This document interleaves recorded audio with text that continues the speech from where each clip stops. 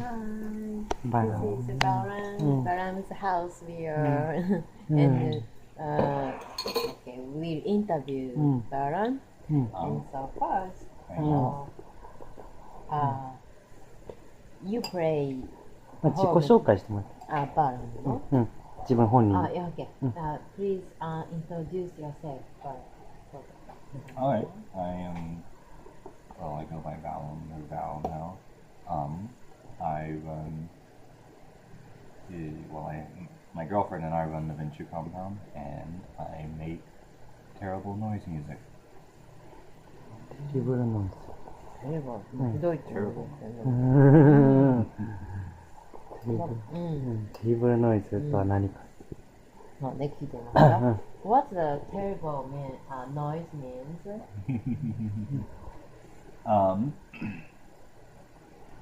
Well, to me, I just like making interesting sounds, and sounds that other people wouldn't try to do. So, things that are not music, and not even necessarily pleasant, but like interesting. And I also very much, for what I do with the globe and going on and all of that, I like the idea of making this like awful sound and everybody watching it can tell exactly how I did it. I like that idea, the like hands-on nature of it. To like my act, Necrum Sonatus, has a contact mic glove, so with the microphone and the fingertips, I smash things, and it goes through the amp. And I like that everyone watching can see like, oh, they smashed that thing, and it went through the delay pedal, and that's why it's echoing, and it went through the ring pedal, and that's why it's screeching, and all of that. Or, oh, you're using an angle grinder on your face, and that's why it's making that noise, and shooting sparks everywhere. I think a lot of people get on stage and they make these really cool sounds, but you don't like know how they do it. Because they have like their array of pedals or whatever, or sometimes a laptop. And that's all really cool. I really love that kind of stuff. But for my own, I like the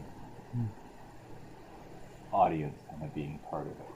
You know, and like it being a conversation with the audience about exactly what's happening. I also like to scare people. Get fear of response. Exactly. So you perform and the music with the and also visual art is included your show, I think.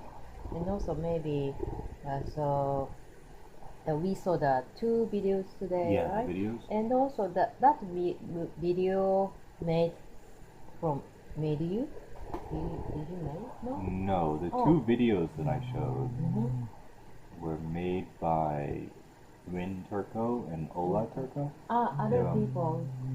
Yeah, they were scheduled to play. They were supposed to play, but they left. They couldn't. They were sick. I see. So instead of playing, they sent along. Each one of them sent a video. I see. Yeah, they're really cool. I really like their music. Rin Turco does.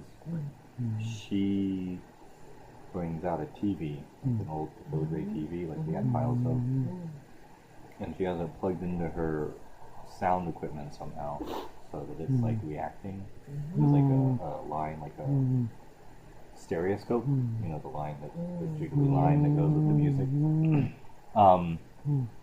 And then she will just build this huge, pulsing, like slowly, very, very slow sound. This thing is wow, wow, like 8 minutes straight like that, like slowly growing and building on itself. It's really, really nice. I really wish you could have seen her play. なるほど、I I see. And also, we saw lots of instruments in the venue. Is that all your instruments? Not really. Most of them are from where we're just gathered over the course of Vinchu being around. Because Vinchu's been open for about 5 years. And it wasn't always me and Emmy running it. We've always been kind of involved, but the founder is a guy named Jesse Vance, and he ran it for like 4 years before handing over the reins. And he collected all of those, and most of them are things that he wants to fix eventually. He thought he was going to fix them, but he didn't. Like the piano you were playing. Yeah, the piano Yuko was playing was, it's a player piano. You know what that means? Player piano? The like it has the roll in it that goes, and if you turned it on, it would just play by itself. It was built in like 1920 or something, and it'll play by itself, except it's broken. So we've had that there for about 3 years, with the expectation that one day Jesse might fix it. But now the organ and actually the other two things we were playing, most of the pianos are just things that we've collected, but the electric organ that you played, I see. the piano harp, those are both mine. Those are I got the electric organ off Craigslist. Yeah, they get a lot of stuff. And they got the piano harp. That was like someone donated a baby grand piano to Venture, and we were like, we don't have anywhere to put this, so we just smashed it. That took a really long time to get out. There were like 300 screws, like not even like huge industrial screws holding that into the wood of the piano itself, and it's like 300 pounds. The thing is not fun to move. それこそね、このね、フロリダのね、セイント・ピーターズバーグのノイズ音楽はどういう特徴がありますかと。ね、やっぱこう場所によって特徴があるじゃん、ノイズの、今のノイズね。オースティン。So, how do you think the noise music scene in St. Petersburg is what kind of like the noise music scene? Well, what different from the other cities or something? I think, I mean, St. Pete is my favorite noise scene by far. It's a lot. It's something a lot like I was saying earlier, visceral, like hands-on, very kind of,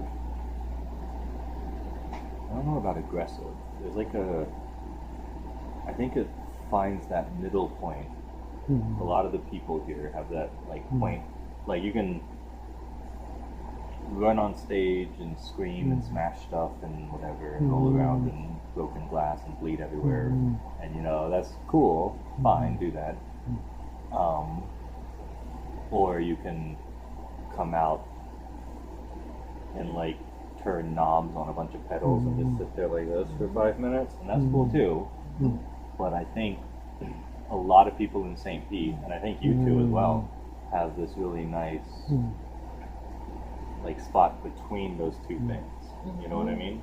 Where it's very active, but it's also very academic. Kind of.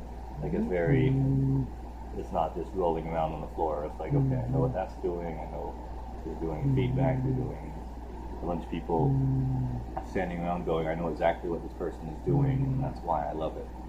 Kind of thing.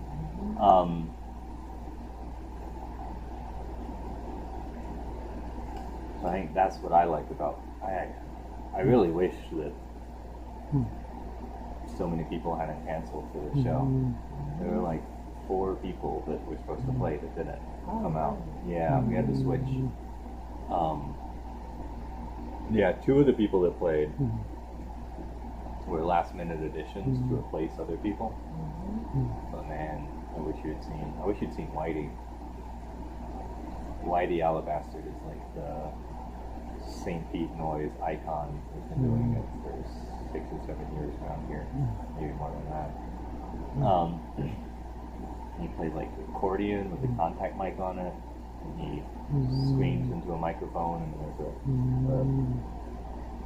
a light theremin. You know about those? It's like a light reactive box that sends a signal. That Yeah. sounds, So like you hold it up to the light and it goes I like. see. No.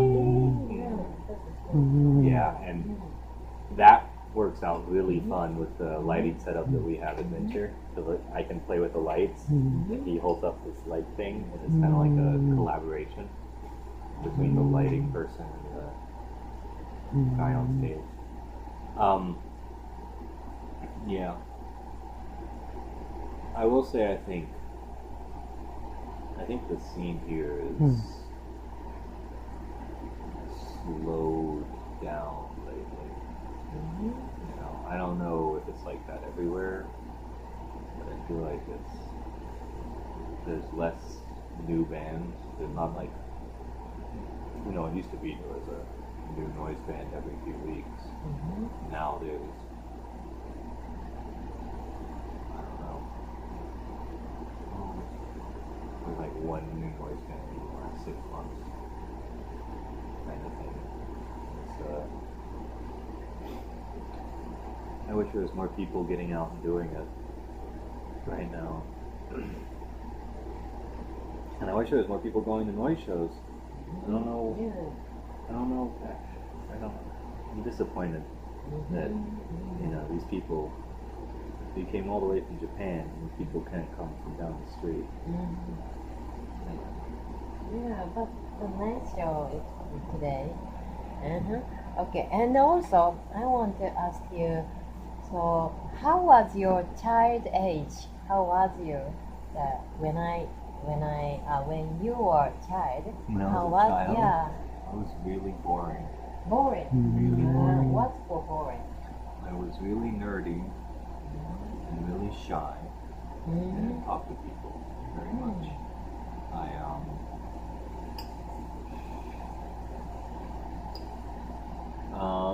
I was homeschooled, so I left school in 6th grade and was taught at home and did like internet classes and stuff, which is cool. It was fine, but it was I didn't have much of a social life. And I was kind of a prude. I was really like self-centered, I guess. I thought,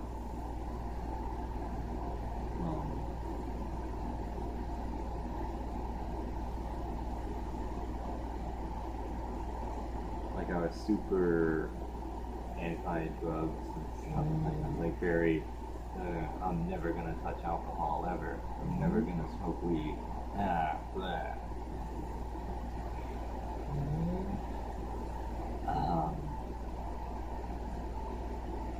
Yeah, I was very picky about food too. Like I never would have eaten this before I was about 18.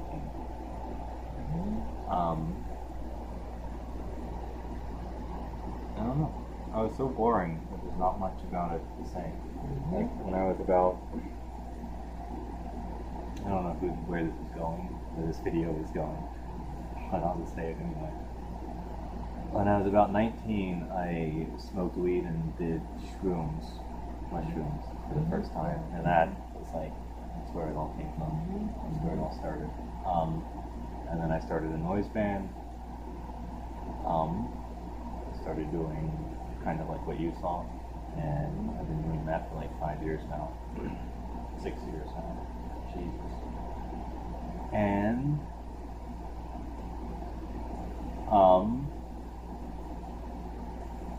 yeah, about 7 years ago, I met a guy who was like, I've been making like weird sounds on the computer, and I met this guy who told me that he performed noise music live, and I was like, what? That's a thing you can do? There are people out here who will go to see that. So I was like, okay, let me know how to do that, and I will come up with something. And hold on, let me get a visual aid. もう今ね、とりあえずその彼の若かった頃はどうだって聞いたら、とまず若い頃ってすごくシャイだった。で、それを英語でね、中華日本語になったらおかしいから。英語です。まあいいか、そういう日本語で。分かってるから。そっか、分かってる。ということで今。これが何だ。